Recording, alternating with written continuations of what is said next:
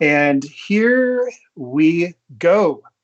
Greetings and welcome to episode number 20 of You Had Me at Halo, where we talk about everything past, present, and future of one of gaming's most storied franchises. Today, we have a special guest with us, Spartan Miles Dompier from Windows Central.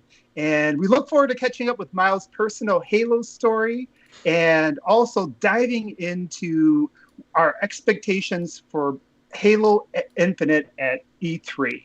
But first, let's go ahead and meet everybody on the panel today. We're going to go ahead and start with our special guest, Miles Dompier. How are you doing today, Miles? Thanks for joining us. I am awesome. Thanks so much for having me on. Looking forward to diving into some juicy Halo details and talking a little bit about maybe what's on the table for Infinite at E3. Oh, nice. Hopefully we get some breaking news from Windows Central. I'm kidding. That's put you on the spot. He's not kidding. No. I'll keep trying. All right, next up we got Spartan Mike, a.k.a. Mr. Kage Maru. How's it going, Mr. Mike? Hey, friends. I'm doing good. Had an awesome day with a lot of gaming news, and I'm pumped to talk some Halo. Yes, and definitely it does feel like we're on that runway to E3 now, finally. Next up, we got Spartan Jesse, a.k.a. Mr. Don Cabeza. How's it going, Jesse? I am doing pretty darn good after a marathon to get a Biomutant review out and start focusing back on E3 instead of only that. Nice. Looking forward to the Biomutant review. Next up, we got Spartan Ursel, aka Mr. Soulblazer. How's it going, Ursel? Pretty good. You'll notice we started around 10 minutes late. I take full responsibility for that. I'll leave 10 minutes before we end. No problem. We appreciate you doing all the work to set it up. Next up, Spartan Daniel, aka Mr. Nadian. How's it going, Daniel? It's been a roller coaster week, as most of you know. It's good to detach a little bit and get to talk Halo with my buddies. So let's do this. All right, when man. are you going to be doing that? After the show. I don't have any friends. All right, so let's get right into it. I do want to, get a chance to start off and talk to Miles about some of his history with Halo. As we know, with Halo, I think everybody has their own personal stories with it in terms of when they come to the franchise, what the Halo franchise really means to them. I think, when we start we talked a lot last week about what makes a great Halo, and when you listen to different people, they have different opinions on what that is and what their favorites are and what it really feels like to them. So Miles, again, first off, it's really great to have you here. I know you are a Halo fan, and so let's just kind of get into it. What's your history been like with the franchise, and just tell us about what Halo means to you. Yeah, so I've been playing Halo since I was a wee lad. I got an original Xbox shortly after launch for my birthday, and I had two games when I first got it. I had Hunter the Reckoning, and Halo Combat Evolved, both of which I picked because the covers looked really cool. So they bought me an Xbox, and then they let me go pick two games for myself. So we went to, Kmart, I think it was, to date this even further. We went to Kmart, and I saw those two covers, and for whatever reason they both stuck out to me. So I got Hunter the Reckoning and Halo Combat Evolved, and then that was my first introduction to Halo, and that absolutely blew my mind as a young kid. I was like, what is this? I've never played anything like this. I had a PC growing up, but I didn't really play a lot of first-person shooters on them, so this kind of was my main introduction into that genre, and introduced it to a couple buddies, and then pretty much everyone in our group just got obsessed with Halo. We did the four console Halo LAN parties, stinking up my friend's basement. He had a downstairs that his parents let us dedicate to Halo LAN parties. Just a mess, but a blast. And for me, that kind of kicked off my biggest passion in gaming is the social elements of it. Yeah. And for me, Xbox and Halo kind of solidified that and kind of set the tone for what I want and expect from gaming. And then from there, I've played every single Halo. I've played all the spin-offs. I don't necessarily love all the spin-offs. I'm not the biggest Halo Wars fan. I like it. Right. It's not that big an RTS, but the core Halo games, absolutely love. I've played every single one, most of which wasn't at a launch party for Halo 2 because I was too young, but Halos 3, 4, and 5. Back when midnight launches were a thing and I wasn't buying everything digitally, I was in line, ready to play Halo as soon as possible. So, yeah, I love Halo. For me, Halo's always been this showcase of great game mechanics. The physics are one of my favorite things about Halo, just the freedom to get your Warthog up on top of a level, use grenades to get yourself places you're not supposed to go. There was just so much freedom with the Halo franchise, and that's continued. And I'm hoping to see that expanded with Halo Infinite. But yeah, that's kind of my brief history with Halo. No, I love that. So I got to ask you, because you mentioned, picking up the OG Xbox and Halo right off the bat. I'm curious, what were you playing right before that? Because for some people, that was like a monumental jump, depending on what they were doing. What was your primary, console, like right before you came into that? So I've kind of jumped around. My very first console ever was Super Nintendo. The very first game I ever played was A Link to the Past. So set the bar incredibly high. That kind of introduced me to gaming. And from that point on, I was like, whoa, this is what gaming is. Let's go. I'm all about it. And then I was pretty hardcore into PlayStation 1. Absolutely love my PS1, Crash Bandicoot, Ape Escape, Medieval, all the amazing, weird IP that PlayStation was experimenting with for PS1. That was my main jam. And I played a lot of JRPGs as well. Final Fantasy Tactics, Final Fantasy VIII. So I was kind of all over the board, but PlayStation 1 was my primary console. And then I didn't really have it as a kid. You don't have brand loyalty. You're just like going what looks the coolest. Right. And absolutely. I just bought into the black box with the neon green, and it was like edgy and cool. And I was a preteen, and I was like, yeah, the Xbox is sick. I want that. And so I'll be honest, that's why I picked up an Xbox, because it looked sick as a kid. So thankfully it was an awesome machine. Loved it. But yeah, so PlayStation 1 before I transitioned to OG Xbox. So that's kind of, that's what I was kind of get. Yeah, it's like, like, what does that feel like to drop off, on the silent cartographer? You go from PS1 to the silent cartographer. Like, what were the things that really stood out to you when you played Halo CE for the first time? Like, do you have, like, for me, like, I think about gaming, like, growing up, like, there's a few moments, and it happened, throughout, like, starting from the first Metroid, opening up a secret and go, oh my God, like, what is this, right?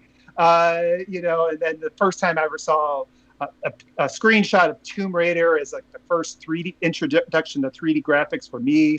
And then, like, Halo is one of those games that did really stand out. So was there anything in like Halo CE that is just like almost clear as day because it was such a wow moment? Or, what was the things that really, when you think back about that, what really stands out to you? Yeah, there are pretty much every moment of Halo Combat Evolved is something that sticks with me. And there's been very few games throughout my life that have had that impact. Link to the Past, for example, another one. Halo Combat Evolved. First time I played Dark Souls. These games where the first time you play it, every single beat sticks with you. And that's a rare occurrence in video gaming, and increasingly rare as people take less risks. But the first time I played Halo, every single moment stuck with me, and I wanted to re-experience every single moment over and over again. So I beat Halo Combat Evolved at least 100 times. Like, me and my buddy Justin were playing that every single day for hours and hours and hours and hours. So yeah, there's very few games that have like drawn me in the same way that Halo did. But yeah, the second level in particular, when you first get the Warthog, that is a moment that I will never, ever forget. Like, getting in that and driving that for the first time was just so good. You go over those jumps, right? And it kind of hangs in the air and you're going, whoa. What? Yeah, like getting cool physics in games, which I mean, it existed, but not really on that level on console at least. Yeah. So And that was a beautiful way that they played it out, where the first level was very much traditional. It was corridor shooter, stuff like that. And then you get thrown on the ring, and then it just opens up. And then, like you said, once you get in the Warthog, and it took me a second at first, but like, wait a second, I can go take this in multiple directions. And There's choice. Yeah. Yep.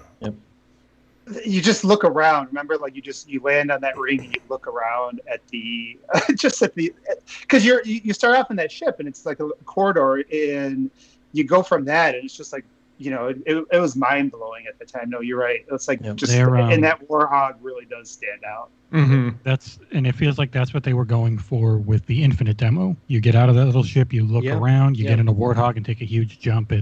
So much of what they're doing is hearkening back to those original feelings the first game gave you. Yeah, definitely. And nostalgia, it's all, for me, this is awesome. I can talk to people about their experiences with nostalgia and gaming forever, because it's always fun. It takes you back to some times where that's what you think about, right? You just think about the fun, you think about the community. You mentioned standing in lines at midnight. To like the electricity. Do you remember? Has everybody here done at least one of those? I know we got midnight launches. Yeah. Every single one for World of Warcraft and Warcraft every console. There was a party. I worked pretty the Halo much. 3 launch. Yeah, there was like a party at the launch for Halo 3 at the GameStop I waited outside of. They had questions and quizzes and prizes and everything like that. There was people that brought a table with a TV, and I guess they let us and they had like a extension cord they let us plug into the store and stuff just to play Halo, waiting for the midnight to open up. It was awesome. Yeah, I worked at Best Buy at the time, and our Microsoft rep gave us a ton of swag to give out to everybody in the line, and it was just such an awesome time. Everybody was, doing the same thing what we're doing now, reminiscing about their first time playing Halo, whether it was 1 or 2, or this would be their first, and it was just freaking awesome. Yeah, there's really it's going to be hard to ever recreate that, because obviously now we have everything digital, and everybody's going to be ready at midnight. It was something else. And I remember for like Halo 2, do you remember they had the separate CD for that? And they were playing the CD at the GameStop we were waiting in line at. And it was just like that ambiance and everything. It just creates things, and you're right, Miles, when it comes to the community aspect of it. I mean, I have friends today that I made on Xbox Live back when it launched in 2002. You were looking for friends. Everybody had their mics on back then with some with those annoying voice masks. And, I forgot about those. The voice filters you could do. Oh God. When you had somebody talking to about your mom and their high squeaky voice, everybody remember that.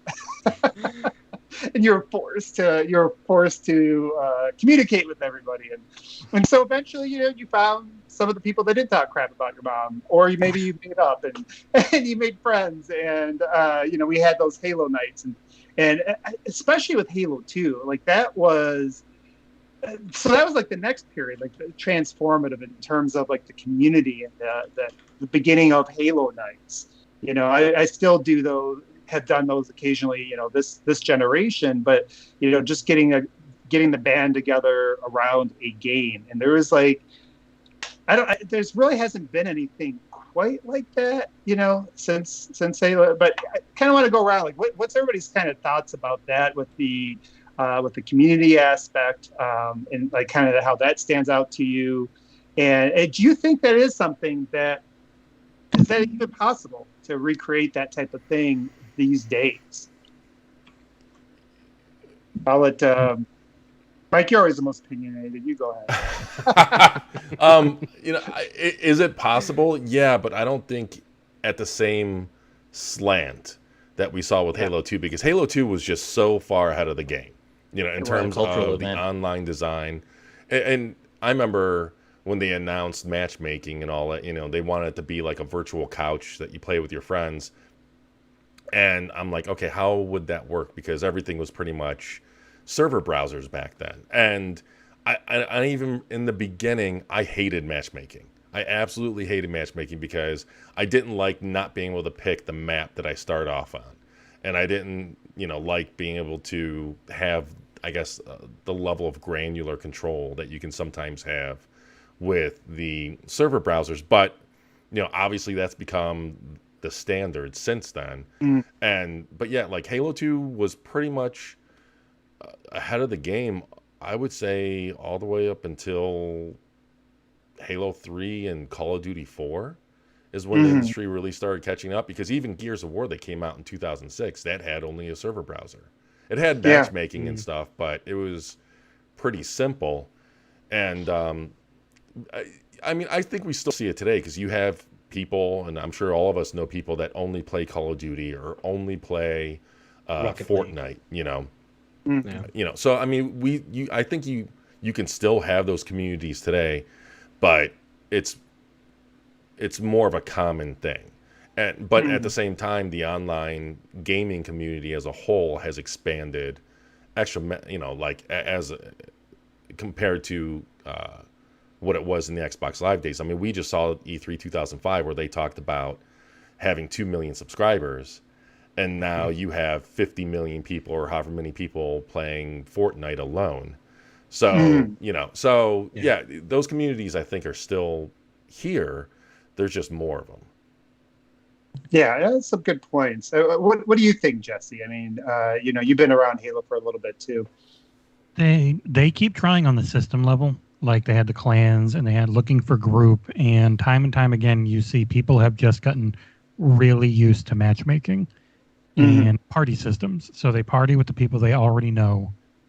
Depending on how many you can do in a game, that's about it. The one place that really, and it's more of a server browser than it is matchmaking, is the creative mode in Fortnite, which if Forge is like that and it is this thing you can make and host, and you can have a crap ton of people on it, then that would be something that people could just come into and join constantly. And it's hard to do it with how ubiquitous matchmaking is, how quick people are to just leave if things are going poorly. Yep. Like as somebody who plays Rocket League a lot, if you play competitive and someone scores a goal in the first 45 seconds, they're out. Like both your teammates are gone. You're just sitting there like, Jesus Christ. But yeah, I don't think it can be the same. I think we've moved on. It's gotten too big, but there are replacements for it now. So yeah, they tap into that with their free to play and their Forge. I think it could be really big because it's on PC, it's on console, it's on the cloud. They've got a lot of entry points for it. Yeah. Yeah, and that's kind of where when I asked that question, it's kind of something that was in top of my mind, and I'll turn it back over to get some more of your thoughts, and and then we can try to read Miles' face and see if he knows anything that he's trying to hide right now.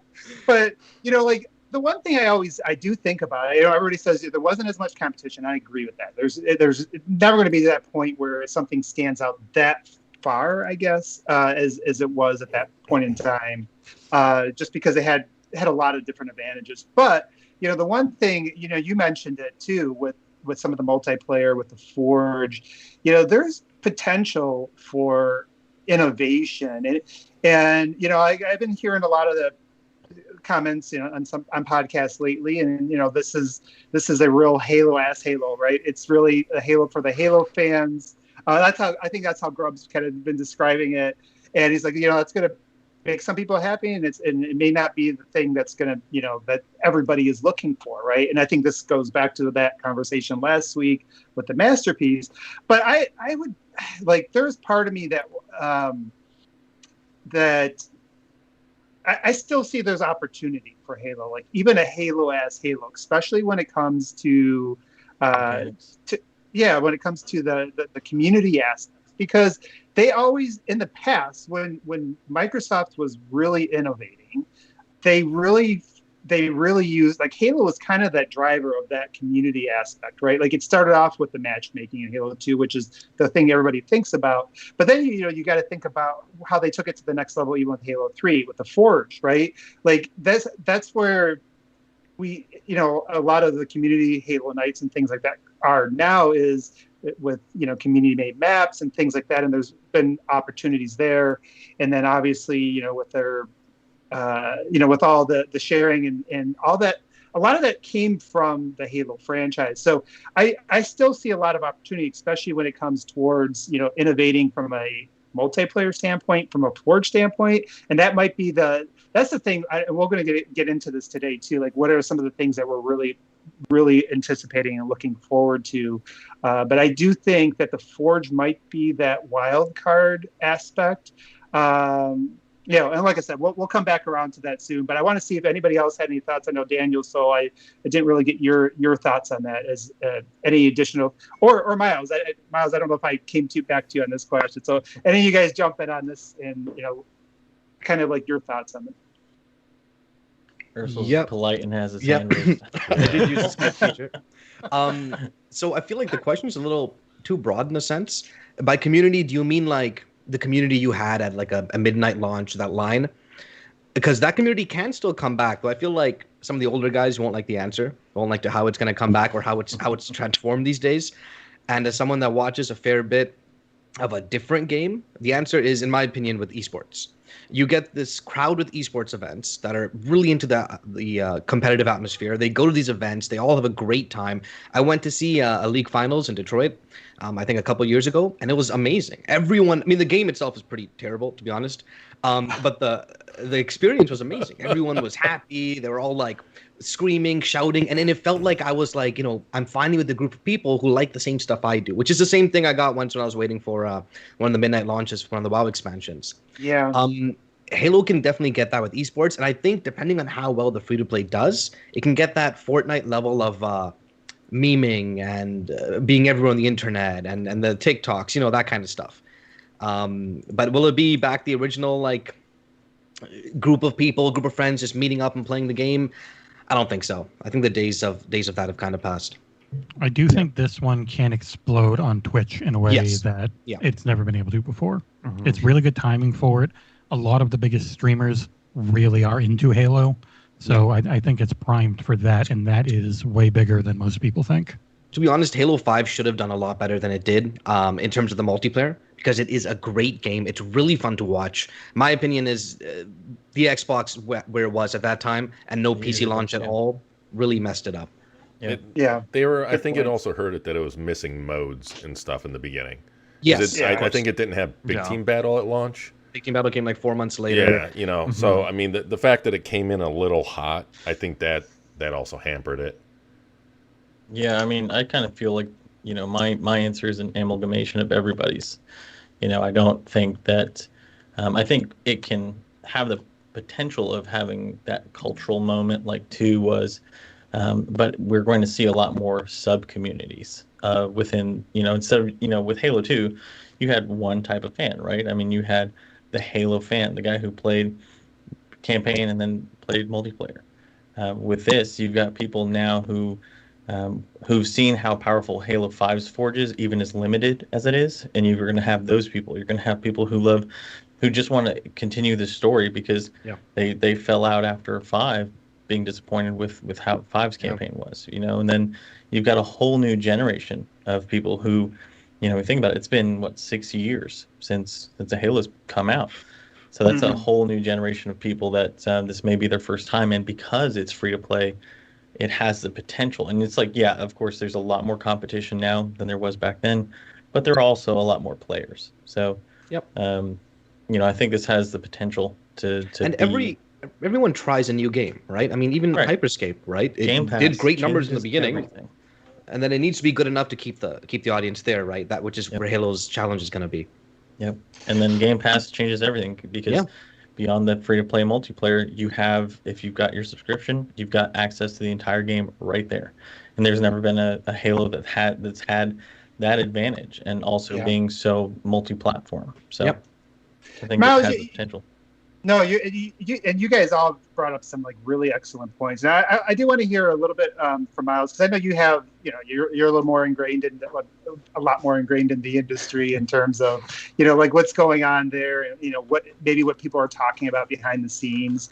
Do you think there's even that potential expectation? Like, do you think there is this like realistic that the people at Microsoft at 343 like see this as a realistic thing of trying to like recapture some of that energy, or get back to that point where Halo is that thing that again 10 years from now, 20 years from now, this Halo is going to be something that people are going to remember in terms of the community and that impact.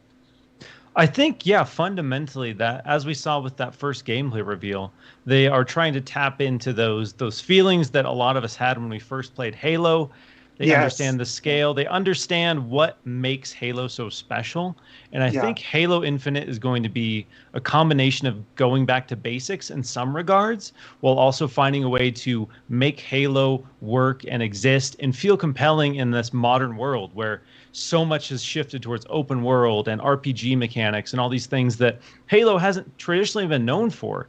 So I think the team really understands what they want to do with Halo Infinite and what they need to do. And I think that's why they are calling it Halo Infinite, scratching the numbers so that anyone, maybe if you've never played a Halo before, that's probably the audience they're trying to pull in just as much as they're trying to pull in all the hardcore Halo fans, is pulling down that intimidation and saying, like, this is the start of basically the new era, the new generation of Halo.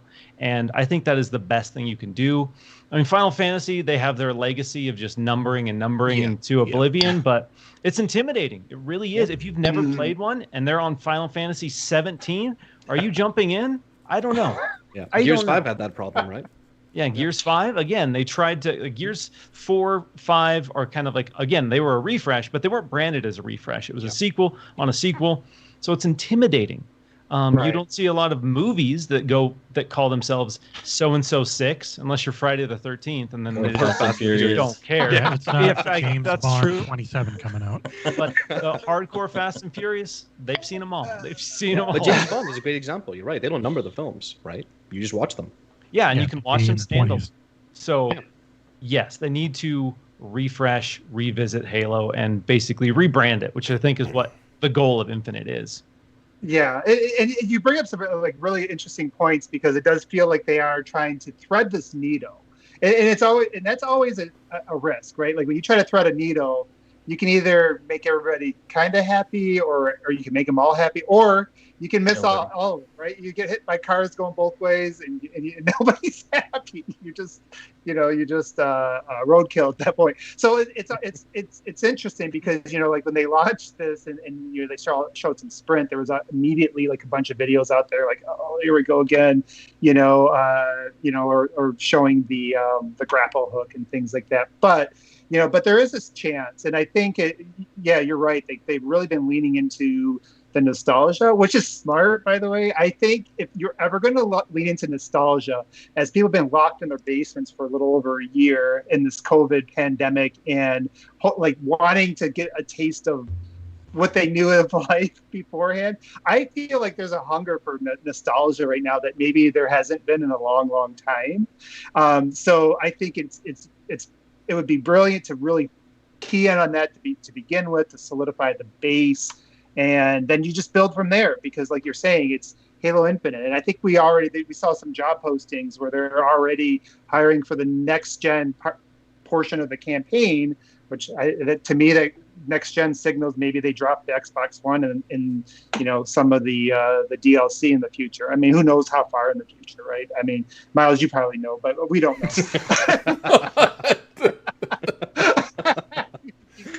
Sorry, I beat dead horses.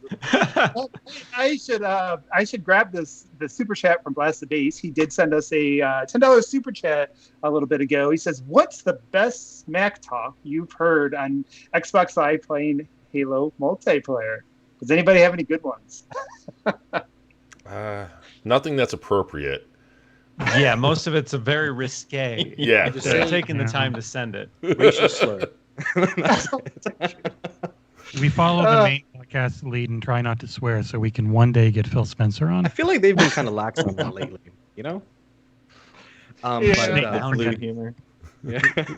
I have one that's not heavy. I don't play online much, but the few times I do, I remember I was playing. I'm not the best online gamer in general, and then I finished a match and I got a message, and the message was just, "Why are you playing this game?"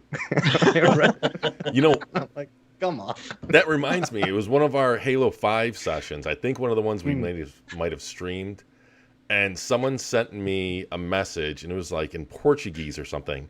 And so like I quickly looked at it, and I didn't. It was a different language I didn't recognize, so I left it until we were done streaming, and then so I translated after we were done playing, and someone told me that they hope I tear off my arm and beat myself to death with it, because of how bad I was. And I can see that game. Not just that's a good recent example. After playing Halo with you, I can understand why they'd send that. Right? Some of the best trash talk that I've heard is what we give Mike when we play with Mike. All I know is I had the gameplay footage on for one of our previous podcasts, and I'm in the middle of speaking, and I had to stop and look because for like 5 minutes, it was just someone staring at a rock and zooming in and zooming Rolling out. Mike. Yeah, he was talking. It was we were talking about how what they fixed in the Master Chief Collection, actually in the flighting. It was about how the graphics, they didn't work when you did the zoom in on the rocks like it did on the OG Xbox. Yeah. See, without the audio, the MCC. zoom chat audio, it was just a dude zooming in. Yeah, I could see how that would be confusing.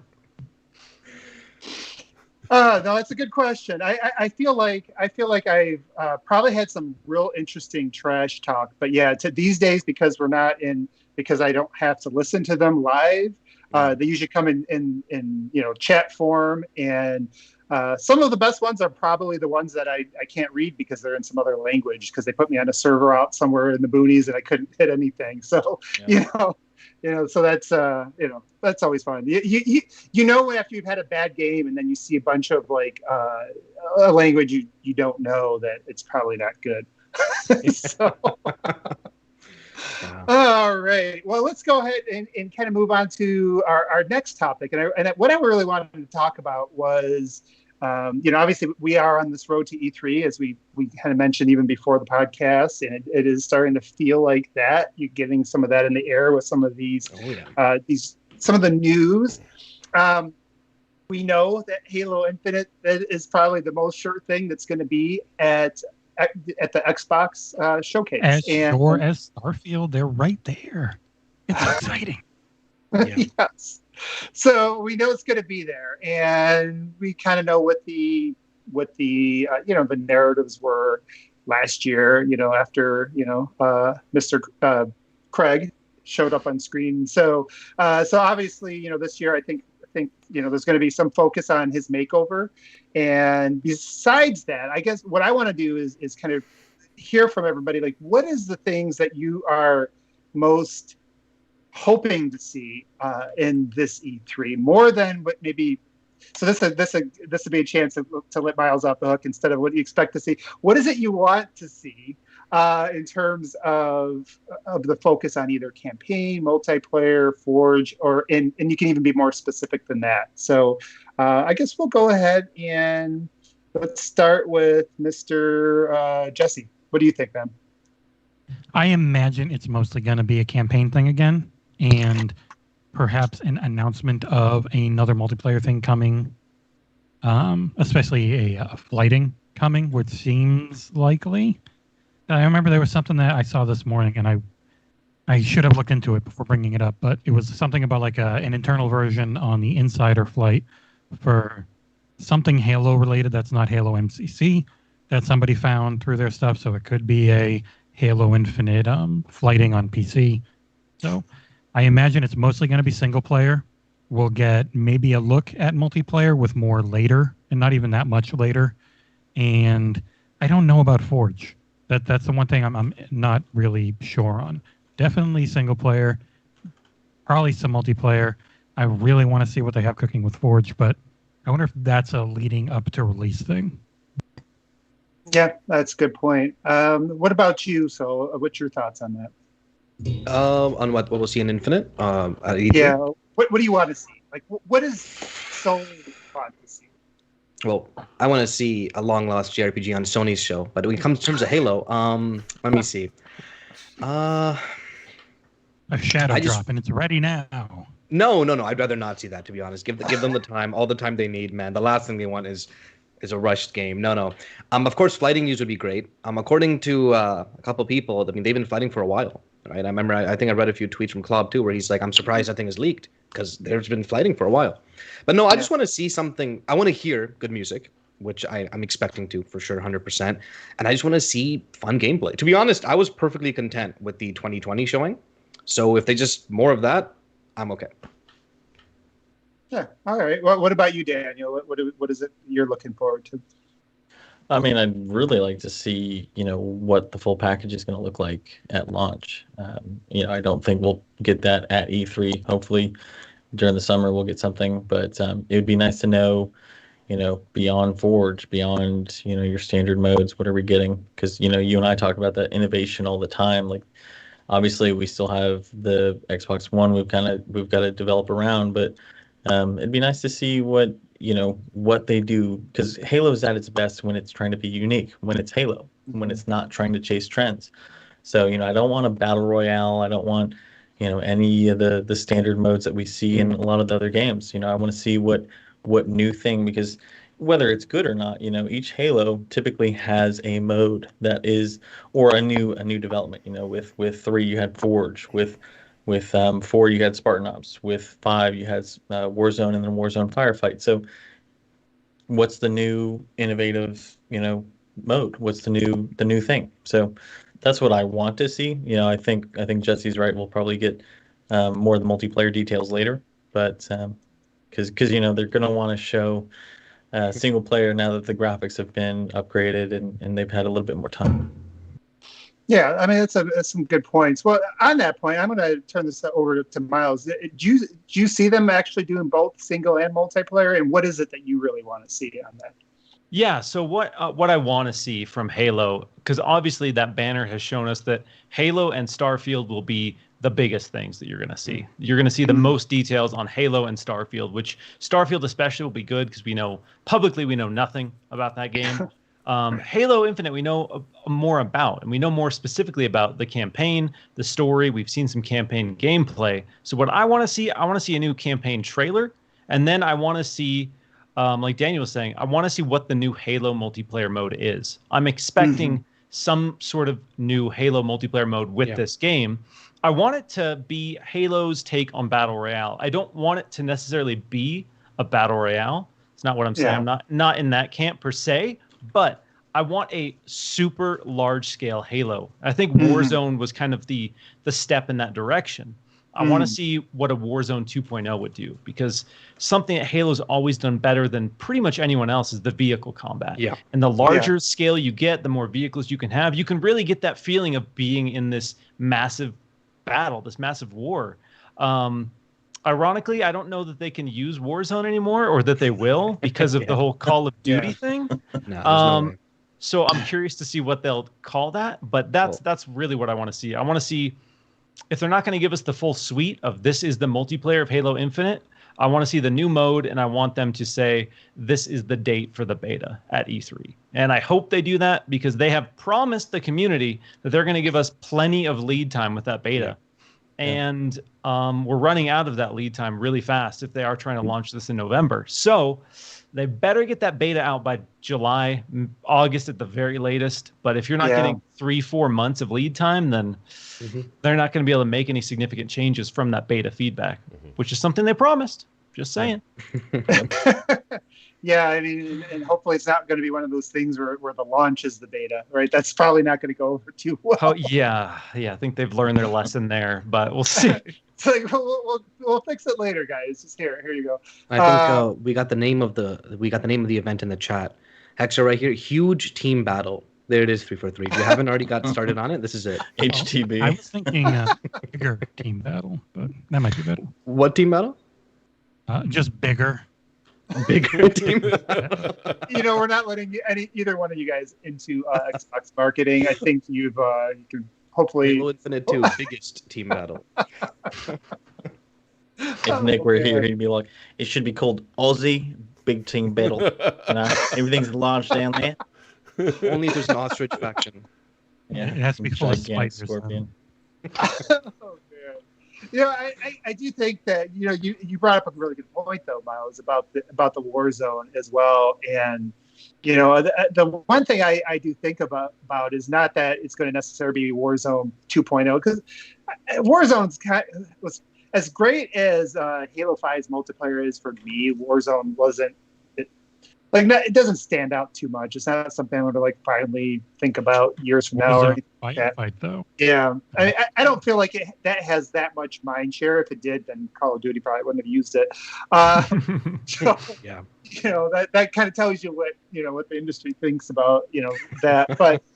But it could be, you think about, you hear, when we think about Nintendo, for example, a lot of people, when they talk about the Switch and how they built up to that, is that as bad as the Wii U did, it was always that stepping stone that became the Switch, right? People think of it in that regards. And I kind of think of maybe Warzone as the same thing, right? Maybe it is the Wii U of the Switch in terms of that big multiplayer thing. And it does seem like there's some ideas that were good ideas that if you started to take it into another level, especially now when they start loading up, these servers, right? You're going to start being able to use, start doing some maybe you can do some processing on that end, and you could do some bigger things that are, again, we talked about the innovation. That's one thing nobody's really done is kind of really offloading some massive scale multiplayer, I don't know, destruction, things on screen, things like that. So I'll be curious to see what they do there. Mr. Mike, I skipped over you so far. What's your thought? Did anybody leave anything for you to say? No, I mean, I honestly, I kind of echo what Jesse and Miles really. I think they're going to focus. I'm actually hoping that they focus on the campaign here, and then what I think the most ideal route would be focus on the campaign, because I would like for them to put concerns to rest over what built up, what was left over from last year, and then end it with a nice multiplayer trailer, and then introducing a new mode. I do want that new mode. You see games like Warzone now supports, I think, 150 players. And, if Call of Duty is doing it, there's no reason Halo couldn't do it. Especially when Halo, in the past, has had the largest type of multiplayer modes on console. And so, end it with a nice multiplayer trailer. We know we're going to see multiplayer because the teaser image, that very clearly hints to multiplayer.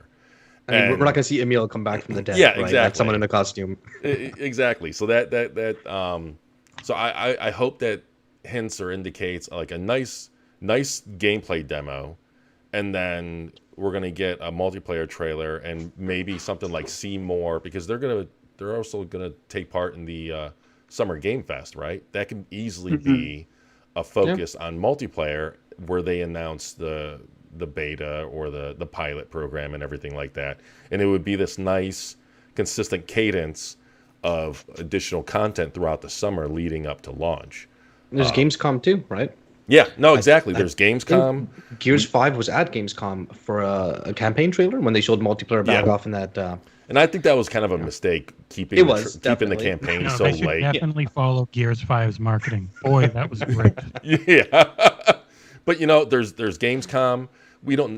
I don't know if we're going to have an XO21, but we could. And XO21 can come out assuming that it launches in November 15th.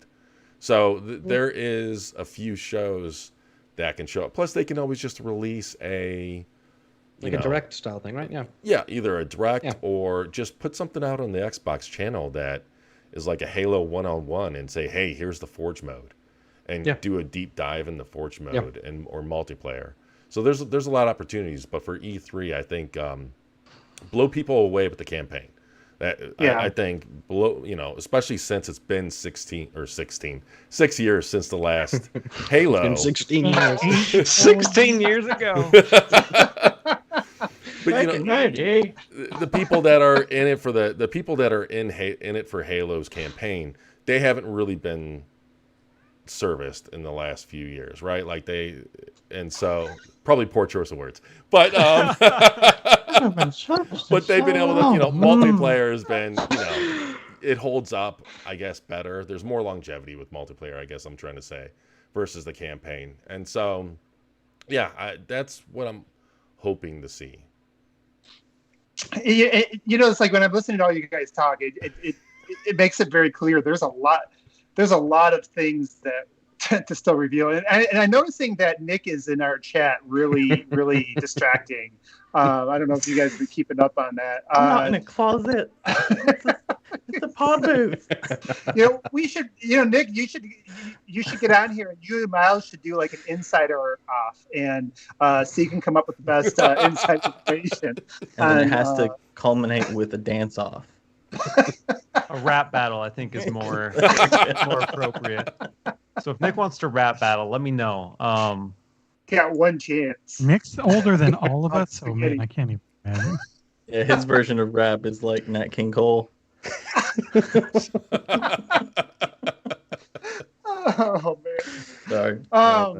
He does ask a good question. How do you guys? I didn't even know this was a thing. How do you guys feel about the allegations that, according to Bloomberg, what is he? I don't know. I could see this being a Halo Infinite needs to look better than Horizon Forbidden West. I couldn't tell if he was trolling. I don't know. Yeah, he's always trolling. That was my assumption, is that it was trolling. If he's in the chat, he's trolling. He just said he wrote the 10 Commandments originally as a poem. I'm sorry. Hold on. I actually wrote the 10 Commandments originally as a poem. Commandment number 11 was, that's not a knife. He said no. But really quick, go back to Halo a little bit. I'm actually kind of warming up to... We're not a Halo podcast anymore. I feel like with the game being free to play, and with that clearly being a huge focus on their part in terms of the revenue, they kind of have to show off a fairly decent amount of multiplayer, in my opinion. Because E3 is, at the end of the day, still the biggest spotlight. Gamescom, TGA, it's never as big as E3, especially when you actually hype up E3. You got all the conferences, all the publishers, etc. So this is the time to get the most the most eyes on your stuff. And if they really want to push this free-to-play aspect, they're going to show something for sure, something big, multiplayer-wise. Yeah, I feel like you're going to see both. And sorry, I'm distracted by Nick's link now. But yeah, I feel like you have to show both, because the campaign, absolutely, there's no way you can skip over that after last year. One thing I do hope they do with the campaign is to really kind of focus on the dynamic aspect of the gameplay, the sandbox. Something you mentioned early on, Miles, and it's something that I think all of us, as we've been going through some of these episodes and looking at the updates, the developers have really been talking about the sandbox a lot. And to me, that says, hey, we're talking to you, Halo base, right? Because the people that are really into the classic Halos, that are still, the 10 million people that decided to get the Master Chief Collection on PC or play that on PC. I feel like that is the reason why that still resonates after all the years. It's not, obviously you go back to the old Halos, it's not the graphics anymore, right? It's that sandbox. And I think that was one thing they did miss last year. I was like, even if you weren't ready graphics wise, you could have, maybe talked about, hey, how does the grapple hook and affects the dynamic aspects of gameplay in the sandbox, like maybe kind of demonstrate that a little bit. Or I think they tried to show it a little bit by grabbing some stuff and throwing it at them, but that seemed like, because it looked like the AI was turned down, it didn't really do a good job demonstrating that. I think when you look back at that video, what's interesting, after reading all those updates and really focusing on what they've been talking about, you go back and you look at that and you look at the environment, you're like, oh yeah, I can see now. I can see how this could be interesting, or how this could play out differently, especially on higher difficulties. But that's like, that happened, that clicked with me when I went back and watched it recently. I watched it a few times when it first came out, and none of that stuff ever really was apparent. So I hope they really highlight that aspect, because Halo is, and this goes back to like what Nick was saying, like it does get compared a lot in the graphics. Like there is this talking point from people that are not Halo fans that Halo needs to be this visual showpiece. And I'm like, no, it's been that twice in Halo 2 and Halo 4, and both times there are sacrifices, right, to the gameplay.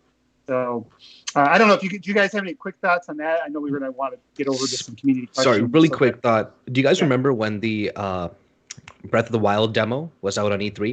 It was a 20-minute demo, and there were so many outlets talking about how they did so many different things in those 20 minutes. Mm-hmm. They burned the grass. They used the wind. They killed a bunch of monsters with a rock, I feel like Infinite would have really benefited if, say, this was a physical event, and you could have had like another 20-minute demo. Hey, here's the level.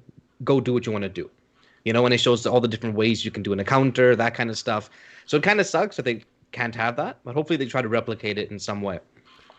I think they can. I mean, they can have a stage demo. Yeah. For the actual show, but then it'd be awesome if they released a deeper dive of that same demo. I mean, separate. For E3, one of the biggest things, but that would be an awesome thing to do. The responses from the my bad.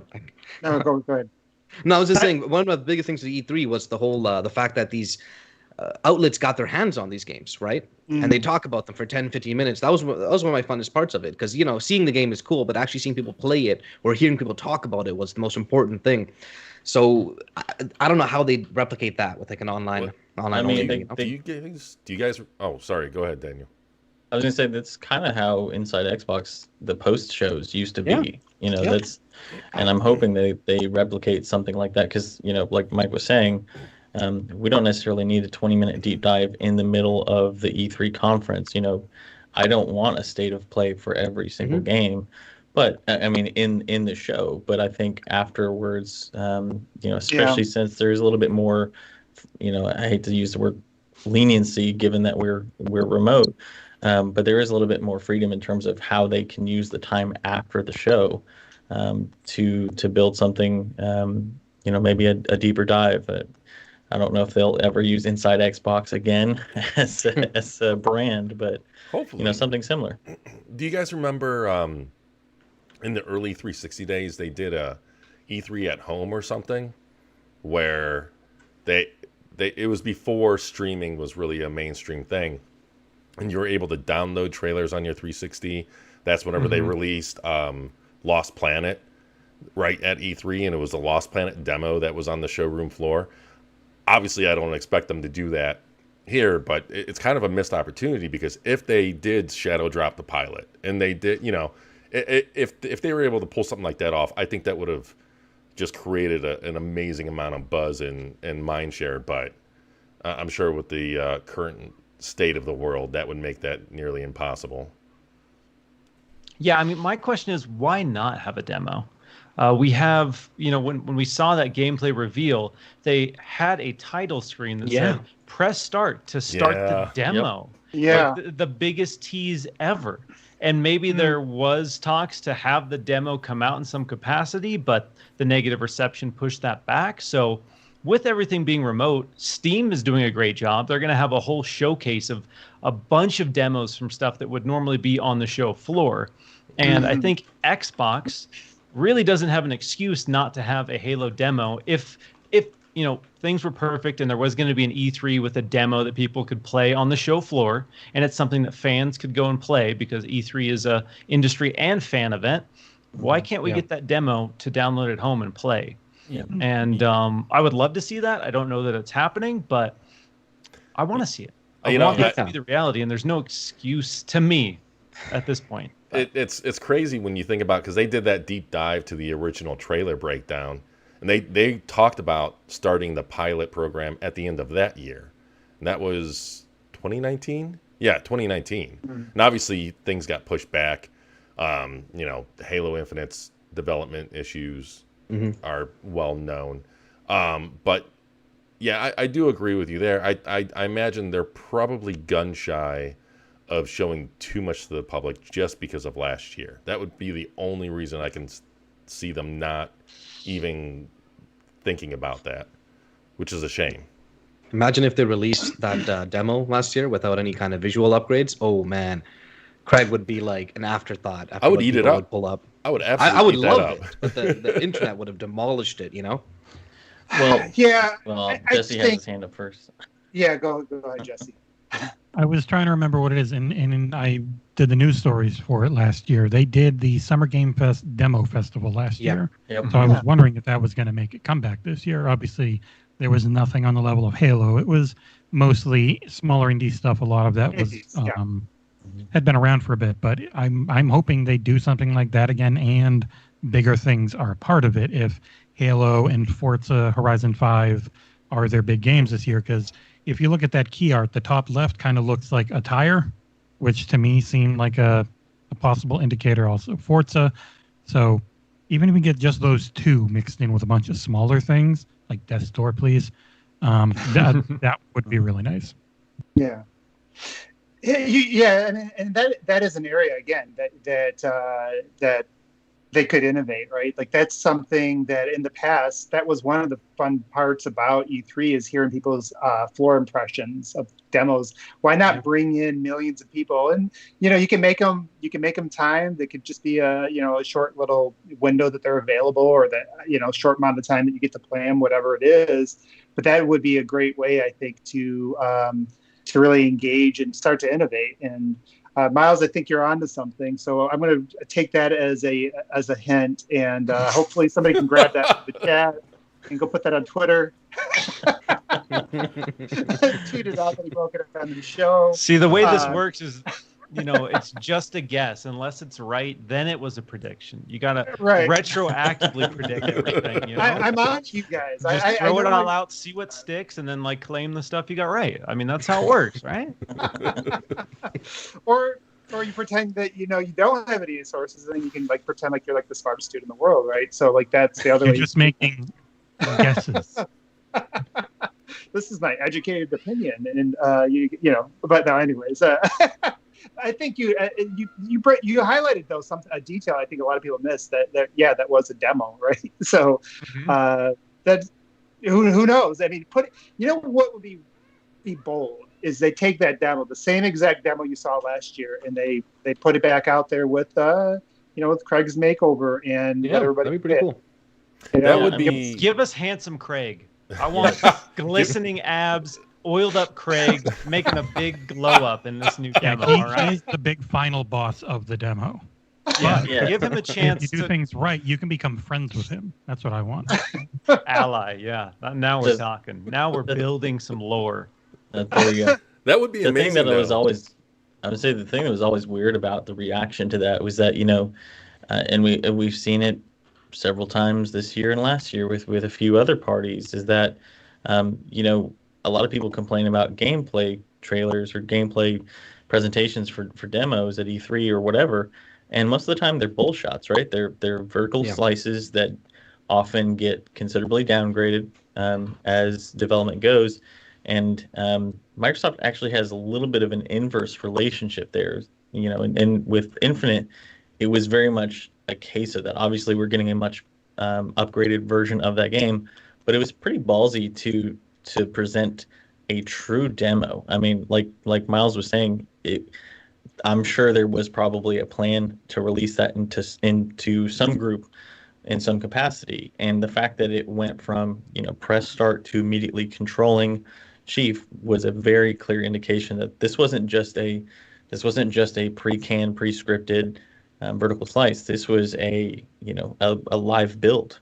So it was basically like what I would in my industry would be a PRR, product readiness review, where you actually have a live demonstration of in-action play of said software. And it is kind of sad that everybody focused on the Craig element of it, but it was pretty impressive considering the fact that we just got demolished from an industry standpoint, and they were brave enough, if we're going to use the Apple terminology there, to show a real demo instead of what we with warts and all, instead of a bullshot trailer. So Apple Apple takes away your ability to plug in your headphones, and 343 takes away Craig's face textures.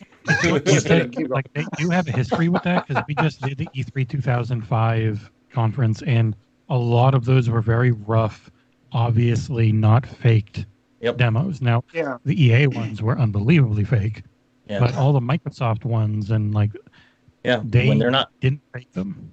Yeah, when they're not doing their CG stuff, I mean, it is often the case. I mean, Rise is another great example. You know, the final version was actually better than what we saw at E3, and there are plenty of examples of the same. So, I don't know. That was kind of a side tangent, but it would be amazing if they had a fresh campaign demo for E3, but then they're like, you can play last year's demo, but current right now, you know. And I mean, that would be a nice, almost double whammy in a way where man, I would absolutely love to play that demo. And that start screen kind of just brought a certain feeling, right? Yeah. It was almost like you were playing the demo with them in a way. And it just, it was, I think it was very deliberate, and it did raise certain questions, because you had that, what looked like a portal, that like a Halo portal and stuff. So it did raise questions like, you know, is quick travel going to be a thing in the world? And that's something that can take advantage of the new hardware and stuff like that. So have we wait. I mean, with you know, Microsoft's made, so I've been, I don't know how many builds now that they've had in the code. I guess 3 Microsoft builds since COVID hit, and that's for their enterprise solutions, and they've moved it all remote. I mean, what is the likelihood? I mean, not Miles, do you have any hints on whether or not we're going to get some sort of? He's never going to come back on here again. I know. I beat that joke into the ground and just kept going with it. I mean, they have the infrastructure, right? I mean, they have the infrastructure. Like I said, they've done build 3 times now. They've had several other large-scale enterprise focused events where they have, you know, live training packages that you download. Hopefully they'll do something for E3 where us as gamers have access to some semblance beyond Summer Game Fest, because that was really cool. I played a lot of those demos last year, but like Abe was saying, those were all indies, which isn't a bad thing by any means, but it'd be cool to be able to play the Microsoft stable, you know. I mean, there's enough content that hopefully they can capitalize at Summer Game Fest. You know, if they, let's say they're smart and they go with my idea, and they do the multiplayer at Summer Game Fest, they can do the shadow drop of the multiplayer build, but then they can also do, assuming that Flight Sim isn't out at that time, play a demo for Flight Sim on the Series X, and you know, Gunk and a handful of other games that are lined up for this year. That, you know, hopefully with the extra time from COVID, we could get some bigger titles, bigger demos this year. Yeah, I mean, or like you know, we mentioned the flighting stuff earlier. I mean, just drop a single Halo multiplayer map in there or something, right? Yeah. So they can update it over time too. What they release doesn't have to be the entirety of the flight. Yep. Or put it at limited time. You know, like the Resident Evil like thing. Capcom, kind of force everybody. 1 hour to play it, or something like that. You know, that there's something not. I know people were complaining about that. That's. I think putting a time limit on it does force everybody to engage it in a small window, and that's good for that whole halo effect, for no pun intended. But you know, to get people talking and you know, create more excitement over the demo and things like that. So I could see a time that might work for a campaign demo, but I can see a lot of backlash if they try to do that for multiplayer. Oh yeah. Yeah. Oh yeah. Positive. The FOMO marketing on the Resident Evil thing in particular was one of the worst examples, because it was such a tight window and the demo was timed, and they backpedaled on the final demo, thankfully, because it was. And plenty of people had server issues too trying to download the damn thing. So they did the same thing with RE2 remake. You had a half hour, I remember, if I recall, but it wasn't timed. Like you didn't have a window. Oh yeah, you could download it and play it whenever. So at least there was that. Like if it's 30 minutes, whatever. If I have to be awake at like 8 p.m. to 4 a.m. to play this 30 minutes, then come on. Yeah, that makes sense. Some of us are adults. PC. They're all timed to PlayStation.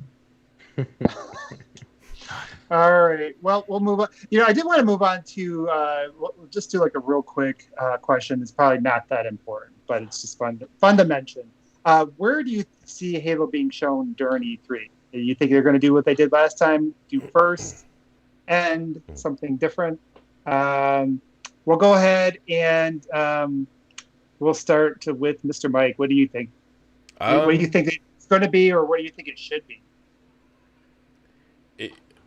I think it should be in the beginning again, because like just the anxiety, the anticipation surrounding Halo. The only other game that I think beats it in terms of the Bethesda Xbox showcase is Starfield, and that's only because we know nothing about Starfield. I think the curiosity and anticipation surrounding Halo is how good is it? How does it stack up compared to last year? Whereas Starfield is just pure curiosity of the unknown, and Bethesda's track record on top of that. So I think they should start off with it, assuming that they have, obviously a lot of it depends on what else they're going to show. Like, if I don't expect it to be disappointing, but if it's relatively disappointing, then save it for maybe the middle, like between the transition between Xbox to Bethesda to end the Xbox portion on a high note. But I would take it that if they start off with Halo Infinite, the Xbox portion is going to be awesome, because they want to have that momentum building and continuing to have that kind of roller coaster type of momentum. And so I would do the beginning, just to start it off on a strong note, and hopefully continue swinging up from there. All right, what do you think? What do you think, Mr. Daniel? Beginning? Yeah, I agree. I mean, I think they were utterly confident last year, so hopefully they have their heads in check this time. But I think starting out with it would be great. Correct the record, so to speak, and I think it would be better than ending with it, because if you end with it and then they go immediately into Starfield, then you kind of run into that, competing for the bigger story, right? I think starting with it is probably the right call. All right, the cat made it. All right, Jesse, what does your cat think? People love the cats. I honestly think it should probably be in the pre-show, like Balan Wonderworld was. Be gone, Satan. Yeah, I would say probably the beginning, either the beginning of their stuff, the end of their stuff. Those two would be the best. Go to the next person. All right, Ursula, do you have anything different to add? Like usual, it looks like I have one of the differing opinion. I think unless they're super, super, super confident, they don't start with Halo. It is my personal opinion. I think they should be somewhere in the middle. Don't end with Halo. Is how I think it should be, because there's still a lot more they should show. Halo is a great way to kind of get you agree with crowd. Me? Show. No. Halo's being a great way to get like the crowd flowing again, I feel. So it's in a way, it's a good way to kind of revitalize the conference at the halfway point. Is my personal view on it. All right, Miles, for the definitive opinion on this, what do you think? Yeah, I mean, I think we're kind of all on the same page. I want to see Microsoft kick off this conference with Halo. I want them to come out of the gate, and I want this to be the course correction from last year. All the narratives, the negative narratives that were spun last year, I want this to shut those down, and I want this to kind of set the tone of what the rest of this showcase is going to be in terms of momentum. So yeah, start with Halo, end with Starfield. I think would be, I mean, they're broadcasting so loudly that these are going to be the two biggest things, and in terms of like public mind share for Xbox, they are. So why not start and end with the two biggest things you have kind of in your slate right now, at least in the near future? You don't think we'll get one more thing again this time? One more thing. I do. And it's going to be Shenmue 4. Oh my God. It's going to be Crackdown 4. Are you kidding me? I would lose it. That would be the game of the show for me. Automatically. E3 of dreams again, guys. Don't put that energy out into the universe. It's gonna be Crackdown 4. I would love Crackdown 4. Man. Wait, OBM, did we get your take on when you think it's going to be? Yeah, I mean, I was going to wait till last because I prefer to be say something off the wall. But I think this is a good chance for Microsoft. I hear what you guys are saying, like starting off the show with Halo kind of sends a message. It kind of mirrors last year, but it mirrors it with a better look in the mirror, I guess. But to me, I think this is a unique opportunity for Microsoft now that they have Bethesda to show that they're really different. Like I don't feel like wherever Halo places it in the E3 is going to really matter too much for Halo, right? Like Halo is going to be Halo. It's the people that are looking forward to it are going to look forward to it. It doesn't matter if it's first, middle, end.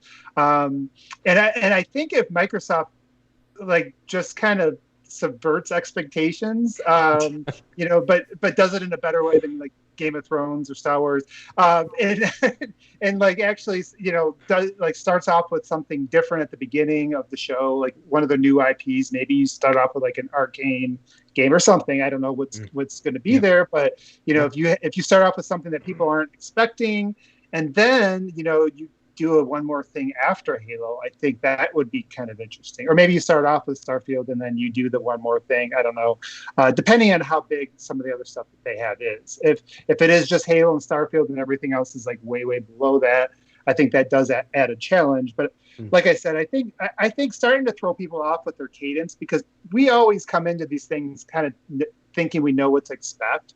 We expect them to open with Halo or Gears and close with Halo or Gears, like all the time, right? And I think it's time for them to start showing, hey, we're different now. And yes, Halo's still huge, but we're not just that anymore. We don't need to do that. So that would be an interesting thing. It's probably a long shot that they'll do it. I'm not running the marketing, and there's probably a good reason, but I do think that would be an interesting way to change the conversation and get people to, maybe you drop a big surprise. I mean, who knows if they do have like a major surprise, maybe you drop that after Halo. So that's a good point. I think we often, I know I do, I tend to still think of it as like doing Xbox first and then Bethesda, but having something more interwoven to show, like you said, that they're a new Xbox. I think the expectation is, though, that they are going to do the Xbox portion first and then end with the Bethesda portion. Yeah. Because originally, according to Jeff, they were going to be two separate ones. Events. And then they've combined the two. And there's definitely ways that I think that they can, even if they start off with Halo, they can use something completely new that we've never seen anything like Wolfenstein 3 to bridge those two portions. And that would reinvigorate the momentum and definitely be a good way to merge the two. I'm sorry? No, sorry, I was gonna say, or like maybe like a Doom guy skin and like a Halo multiplayer trailer, that'd be pretty cool. Yeah, the awesome thing with this acquisition and this conference is they have so many options of how they can structure it, and I guess it just all depends on what they're willing to show. I'm just under the impression that they're going to lean more on gameplay or gameplay trailers and less on CG, since that was such a criticism of last year, and Microsoft is known to react, and not for the worst, but they're a very reactive company, and so if the feedback from last year is heavily on CG, plus they're not going to want to show their hand or show a lot of those games again until they're ready to show gameplay, because you don't want to see another CG of Fable. You want to see the game. And they definitely don't want to have a repeat of Halo, of showing it before it's really finished. Yeah. So, the show's only an hour and a half long, right? At that point, it's a pretty stuffed show. If that's Microsoft, Bethesda, and I'm assuming a couple big third-party titles, right? Yeah. And with a pre-recorded show, that's a lot of, you can fit a lot in that. When you don't have the padding of like the interchanges. Yeah, the interchanges, the applause from the audience. I mean, you can make a really tightly knit and tightly paced conference in an hour and a half. Yeah, I mean, the fact that you don't need to have the wait for the audience to quiet down when Phil Spencer gets on stage is going to save you at least a game or two. Yeah, it's kind of a shame that we can't do a drinking game this year whenever someone randomly yells from the crowd. Oh, man. I'm going to go with my prediction. I'm actually going to stick with it. I think they're going to do one more thing after him. Whatever. I'll probably be wrong on that. But I do like. I got to call out Nick's comment. Cancel Halo and put 3 for 3 on Elder Scrolls 7. Sorry. The comment above that's what got me. Oh man. Which one about me being in a closet? No. He was Halo needs to be a survival horror. I read that and I was like, no. Yeah. All right. Gears is supposed to be a survival horror game, according to Nick. Let's go to community questions so that we can get everybody can have time to get to some sleep tonight. And so let me go ahead and pull those up. I think a few of them we've already touched on. Give me 1 second. Actually, if one of you guys has it up there, go ahead and read them out. None of you guys are ready. I have it up, yeah. I set it up and I lost it. Sorry. I've been talking a lot, so I wanted to give it to someone else. Let me read the first one. It's from Dio Game. They ask, Xbox has grown substantially. Halo is no longer the only FPS game in town. Franchises like Doom, Quake, Prey, and Wolfenstein join Perfect Dark in receiving more talent, resources, and tech than they've ever had before. What does Halo need to remain as the top dog of the Xbox first-person shooter pack? I think we kind of touched on that earlier, right? With the when we talked about bringing some of that energy back. But does anybody have anything new to ask based on the way he asked that question? I feel like the question is more so worded where it's like, is Halo still the top FPS of Xbox Bethesda now with the acquisition? You know, I think it should be, but yeah. Well, being the free to play one, it definitely just by default for how free to play works compared to everything else. I think it would be because like Quake Champions didn't really take off. Like Prey is a very specific thing with arcade. Yeah, Prey did not do well. Halo is the most approachable FPS that they have, I think, hands down. And even Doom, I mean, the multiplayer didn't really take off either. No. Yeah, I think we. Oh, go ahead, Miles. Did you want to say anything on that? Oh no, I was just basically agreeing that there's a big suite of first-person shooters in Xbox Bethesda now, and each of them kind of nicely do their own thing. Yeah. Doom is doing its own thing. Wolfenstein is doing its own thing. Halo is doing its own thing. But as much as I love Doom and Wolfenstein, they don't have that general appeal. They are very specific, very, I guess, hardcore, if you will, first-person shooters, and Halo has that kind of broad appeal. So is Halo the biggest first-person shooter out there right now? No, probably not. But I would say it's confidently the biggest in the Xbox pool if we're going first party. Yeah. My mom and dad probably know who Master Chief is, but they wouldn't know who Doom Guy is. They would probably think Doom Guy is in Halo. They'll think he's Master Chief or Halo. Yeah. Your mom and dad are pretty cool. Is Doom Guy some sort of new movie I missed out on?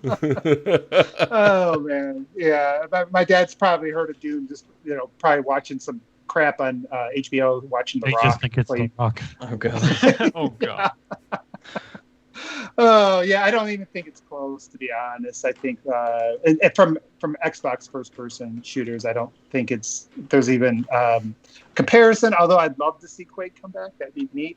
I do like those old twitchy shooters too. And then it's been a while, but that's a different show, different topic. I still think that Halo has a chance to crawl back in terms of the overall, not just Xbox. The mind share. Yeah, I mean, maybe it won't be number one, but I think it can be up there, right, in that conversation with Call of Duty and Fortnite. So, now that it's on PC, now it's free to play. Eventually, it's going to be streaming. And again, this goes back to our conversation earlier. If they hit it out of the park with the community stuff, innovation, bringing something new to the table that gets everybody talking, they can do that. Then there's a chance. Like that opportunity still exists.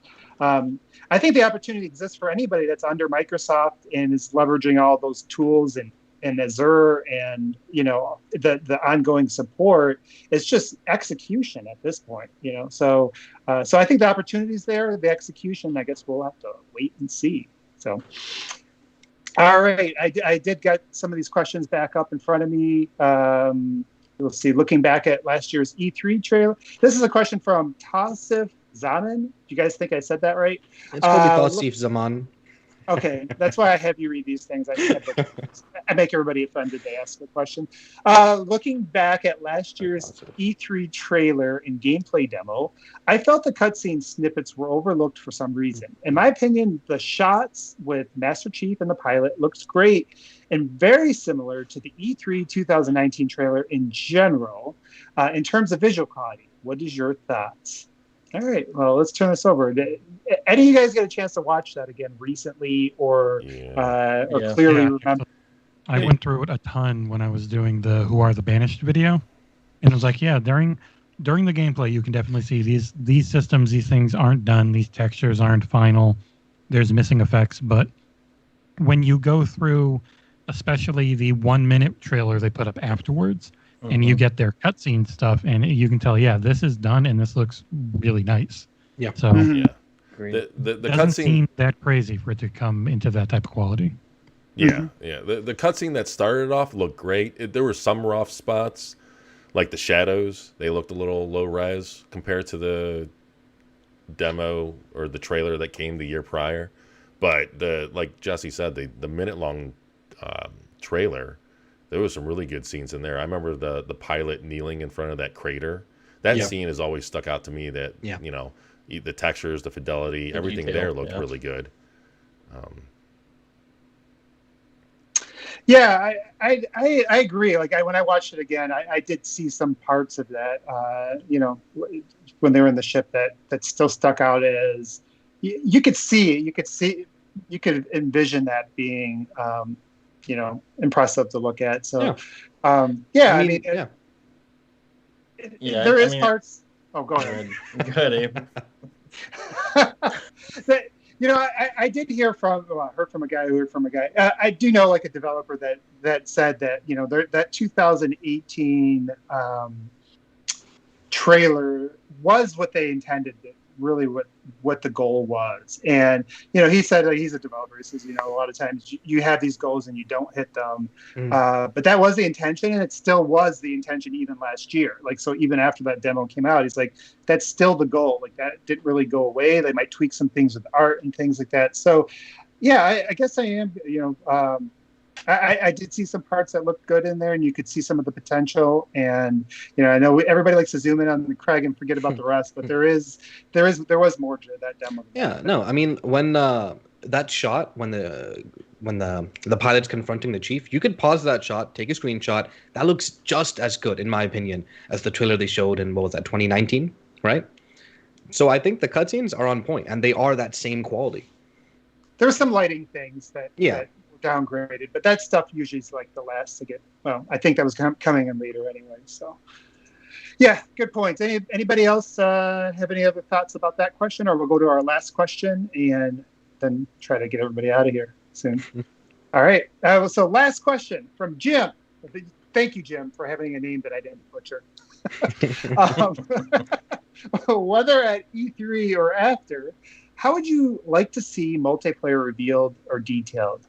I've had the idea in my head for a while to get some top Halo streamers to go through a bunch of match types good for the community, and we get a good show in the process.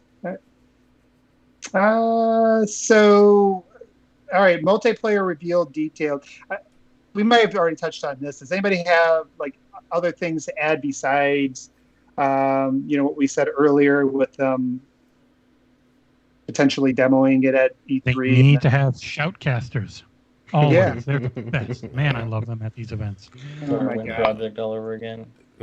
I think they should follow Battlefield's playbook, because Battlefield does an amazing job making their multiplayer look just exciting and fun. And even if you play Battlefield sometimes you get on a team that is just garbage, and it can get borderline frustrating sometimes. Just like a lot of other multiplayer games. And but no matter what, especially Battlefield 1, the trailers leading up to Battlefield 1's launch just were amazing in terms of editing, music, pacing, everything. Just it just made you want to just download it and play it. And I think they should take that cue, because especially if they're going to do like a big team 2.0, that's a larger scale, and just drive home the excitement level of playing this new mode. And then just end it with download the pilot today or something, like something like that would immediately make me want to just turn off whatever I'm doing and hop on my Xbox to get it downloaded. Yeah, if you were to do that, then you definitely want to do that last in your E3 show. But any other thoughts on that? Yeah. Okay. So I'm not sure how many of you guys followed Smash Bros. Ultimate when it was revealed and when it was shown, but they did something which I thought was pretty smart, and something I can see Halo doing as well, especially as we see that they're working on this, is not at the show itself, maybe a few weeks later, maybe a month or so later, but have an esports tournament with teams that have been practicing for a while, have it obviously broadcasted, have it be maybe like the first big reveal of a certain map or something like that. Smash Bros. Ultimate did something similar, where they invited a bunch of pro players to play the game for the first time, and that's when people really watched and saw the various changes and whatnot. I feel like that could work pretty well for Infinite. Especially the arena combat, I should say. Yeah, good thoughts. I always find that multiplayer is really hard to show off, especially if they do something innovative. So I'm like sitting there thinking while you guys are talking, I don't really even know. That's probably going to be somebody who's paid smarter than me, paid more money to figure out how you do demo that. Especially if it is something like innovative, if it's big scale, like how do you really communicate what that feels like? Because I'd even say like last year, or not last year, but in 2015 when they first showed the Halo 5 Warzone, I didn't really have an idea what that was at that time, and so hopefully they get better. But if all else fails, just bring on The Rock or Bill Gates. I don't know. Or both. Yeah. Don't bring on Bill Gates right now. Yeah, fair enough. That's really bad timing. That's sorry. Yeah. Wrong direction. He's All a right, bachelor. He's got plenty of time to play Halo now. Yeah. You can go back to some old beats. You know what they definitely should not do, though? They should definitely not have a bunch of wrestlers down in the basement to demo like they did. Yeah. I almost forgot about that. They were just playing. Like, we weren't even watching them. They were just... Yeah, we didn't even get to see them play it. It was weird. Yeah. Like wrestlers like this game. That was This is not a good idea. Trust me, it is. Going. All right. All right. Good thoughts. Any final thoughts on that one? If not, I'm gonna start to outro us. So, all right. I'm gonna take that as a cue. So, first of all, Miles, thank you so much for having you on the show today. It was really great hearing your journey with Halo and some of the perspective you brought in there. Thanks for dropping some insider stuff for us. That's really going to help us out. Go ahead and, kind of let everybody know where they can find you at, and, any final thoughts. Yeah, no, thanks again for having me on. Really appreciate you trying to squeeze all the juice out of me here. No, it's seriously like a ton blood of fun. from a stone. Love talking about Halo. I'll keep my plug short and sweet. If you want to follow me on Twitter, it's just @MilesDompier. And then if you want to watch the videos I make, just head over to the Windows Central Gaming channel, and that's it.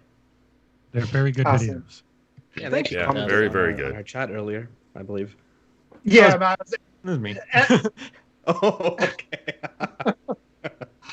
But yeah, absolutely. I do want to say, Miles, that first, again, thanks again for coming on. But you do some, you kind of popped onto the scene, and I think you've really stood out very quickly. You do some really great work.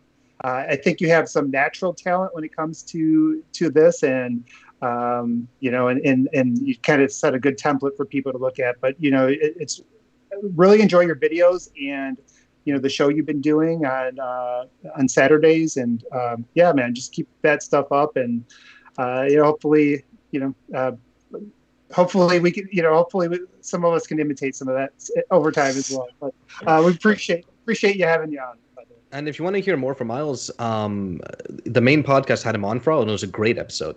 Really went through it. Yeah, if you take out Nick, it was pretty good. Yeah. That's always the case. So that's like an evergreen sentiment. Why do you think he hasn't been on here in a while? We were trying to get quality for it. I want to say, Miles, your background is amazing, by the way. I love it. I've been staring at it this whole time. Thank you. Appreciate that. All right. But all right, so I guess then we want to promote ourselves. Okay. A little bit. Does someone else want to take it? Yeah, Jesse, go ahead and talk about that. Yeah, we are planning to live stream. There'll be a few of us on. We're figuring out exactly how it's all going to be set up and all that, but we'll be live stream what? Sorry. Live stream reactions for the Xbox and Bethesda Games Showcase, aka E3 2021. So you'll see some of our faces, probably 3 or 4 of them, along with Nick, Figments, and Second Mechanico. And our next episode most likely wouldn't be 2 weeks from now. It would be post E3, probably not too long after the show. And Sick has said he wants to be on, so hopefully Sick and Mechanico would be joining us next time. That's it. All right. Mm-hmm. Nice. All right, good job, Jesse. Thanks for that information. And I guess final sign off. Dang it. Okay, so I don't have my list, so I can't go through it like we did last time. But in general, our forums are growing as well. Especially nowadays, a little heated, but I mean, it's pre-E3, yeah, that happens. And wrote something really well that's helped quite a bit. So they've been nice. Yeah, the last few days. That's true. I feel like that should be obligatory reading before posting on it. But if you enjoy our content, please subscribe to our YouTube channel. Please check out our forums. If you really enjoy our content, check out the Patreon. Recently, the developer of Omega Rally Racing, I believe. Anorexic, yeah. Yeah, gave all of our Patreons a free copy of the game, which is really nice of him to do. And hopefully we'll see more stuff like that happen as we get bigger. And that's up to you guys. Help us out. If you like our videos, share them, like them. And please let us know if there's anything you'd like to see different. If my voice is too high, let me know. I'm sure there's a procedure, stuff like that. Anyways, thanks for watching. All right, guys. All right, that's it. Later, guys. Thank you, everybody. See you soon. Bye.